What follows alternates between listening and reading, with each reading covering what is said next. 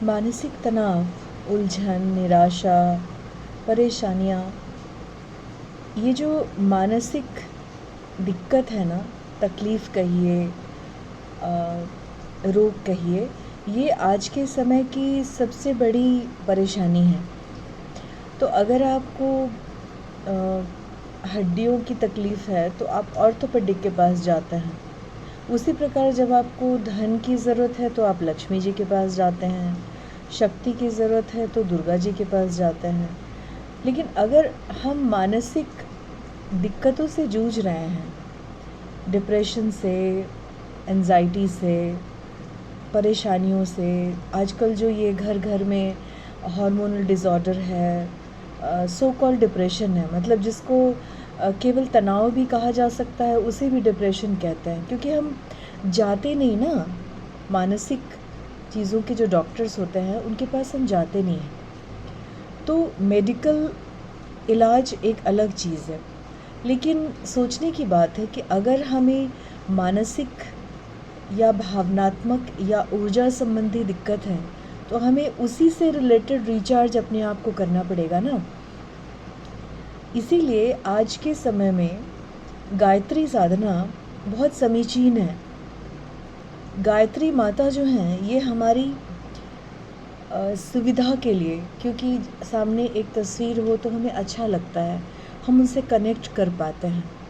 सूर्य की तस्वीर पे बहुत ज़्यादा देर तक हम फोकस नहीं कर सकते क्योंकि हम कुछ और सोचने लगेंगे।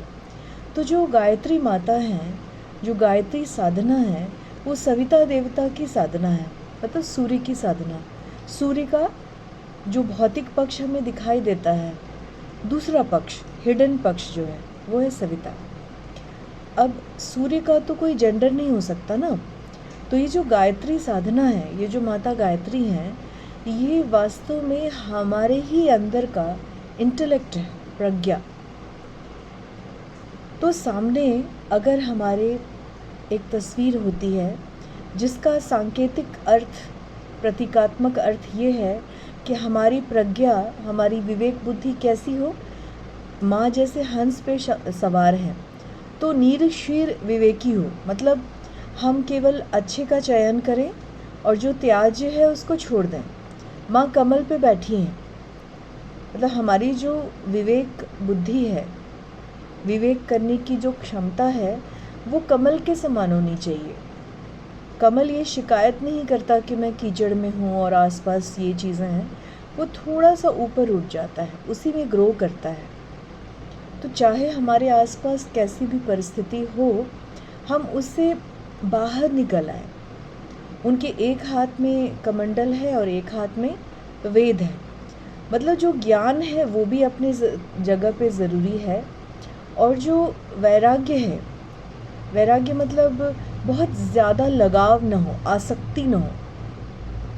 अब ये इतनी सारी चीज़ें सुनने में तो ठीक लगती हैं 2 मिनट के लिए, लेकिन फाइनली हम क्या करें कि ये जो रोज़ाना की डिसीज़न मेकिंग में प्रॉब्लम है, या मान लीजिए कोई घर में, ऑफिस में, पड़ोस में कोई ऐसा कोई नैगिंग पर्सन है जो इरिटेट करता है, और हम या तो गुस्सा हो जाते हैं या जवाब नहीं दे पाते हैं तो कुढ़ते रहते हैं।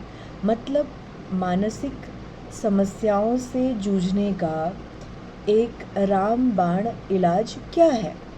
तो हम सीधे आ जाते हैं साधना पर।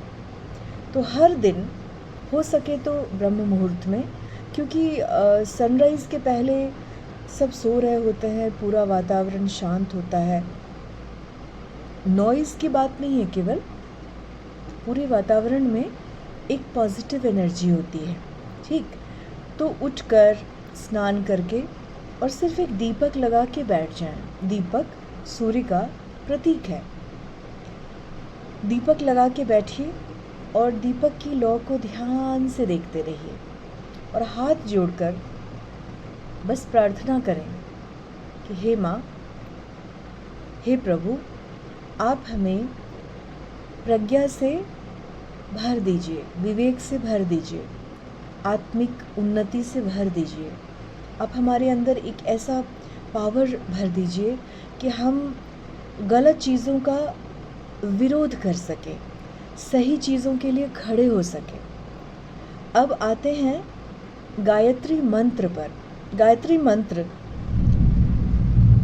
का जो उच्चारण है, एक बार सही उच्चारण आपको बोलकर सुनाती हूँ। ओम भूर्भुवः स्वः तत्सवितुर्वरेण्यं भर्गो देवस्य धीमहि धियो यो नः प्रचोदयात्। अब इसका अर्थ आप सुनिए, आंखें बंद करके सुनिए।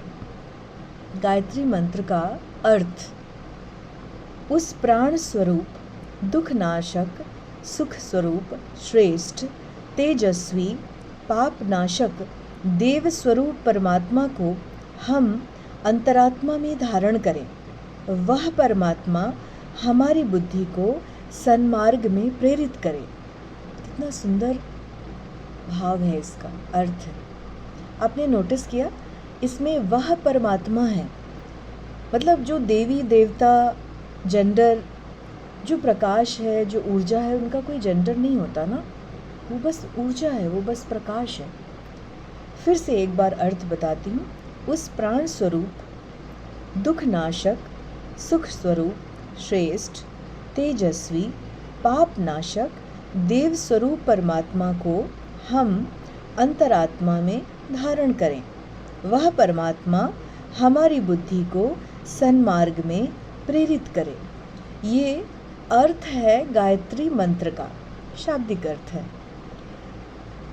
इससे आपको समझ में आता है कि ये जो गायत्री मंत्र है, ये हम अपने ही अंदर श्रेष्ठता का वर्णन करें, तेजस्विता का वर्णन करें, प्राण का वर्णन करें, मतलब रिचार्ज करें। दुख को नाश करती है ये साधना, सुख को भर देती है, देव स्वरूप बना देती है हमें।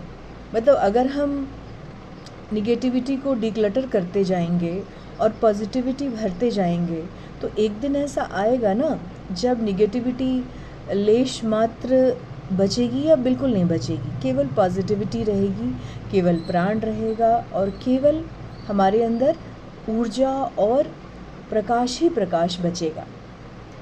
तो इस मंत्र को एक पूरी माला, तुलसी जी की माला लीजिए और आंखें बंद करके या आंखें खोलकर सामने दीपक की लौ को देखते हुए बहुत ही भावना के साथ में इस मंत्र का उच्चारण करें, इस अर्थ चिंतन के साथ में।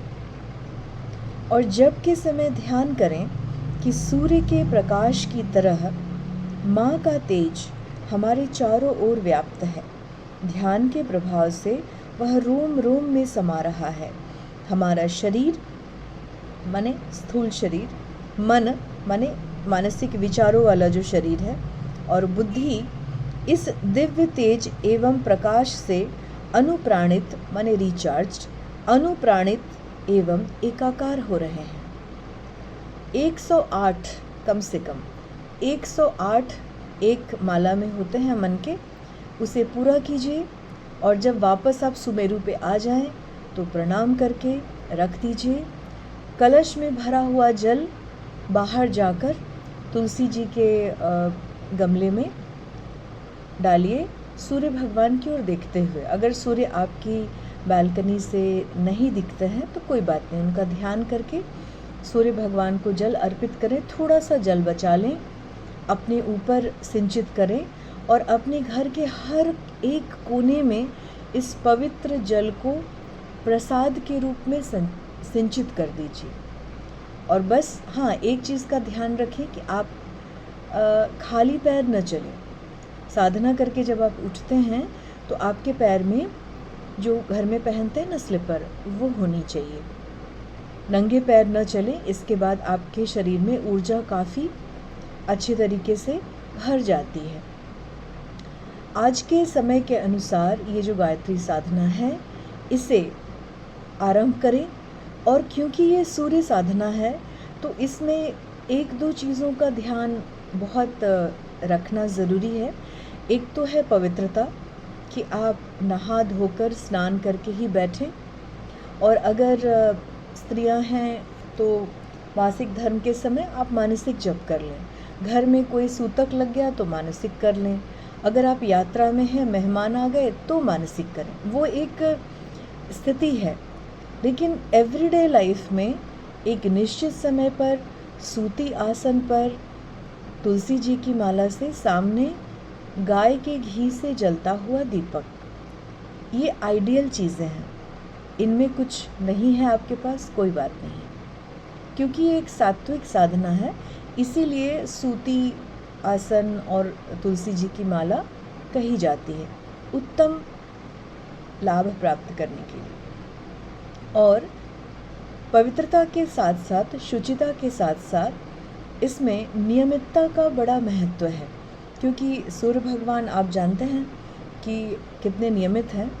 तो नियमितता के साथ में निश्चित समय पे बैठिए, निश्चित अनुपात में, जैसे एक माला का आपने संकल्प लिया, प्रतिदिन एक माला करें, फिर सूर्य को जल अर्पित करें और उन्हें भावना से प्रणाम कर लें। कुछ ही समय में आप अपने अंदर एक आत्मबल, एक जैसे कि कोई है आपके साथ हर वक्त, ये आपका अपना आत्मबल है, आपके अंदर की शक्ति है। इसे आप आरंभ करें और बस इसका परिणाम देखें। ये तो अनुभव करने की बात है। तो आज के समय के अनुसार मानसिक तनाव, मानसिक परेशानियों से जूझते हुए अगर आप जूझ रहे हैं तो इस अभ्यास को आप करें, गायत्री साधना को करें, और आप इतना अच्छा अनुभव करेंगे, इतना अच्छा अनुभव करेंगे। इसी के साथ आप इसे एक अवसर समझिए, आप इसे एक संकेत समझिए ब्रह्मांड का। आपने इस वीडियो को क्लिक क्यों किया? क्योंकि अब आप अंदर से तैयार हैं इसको करने के लिए, या एलिजिबल हैं करने के लिए। तो ईश्वर आपको उत्कर्ष तक पहुंचाएं और आप इस साधना से खूब लाभान्वित हो। ओम शांति शांति शांति।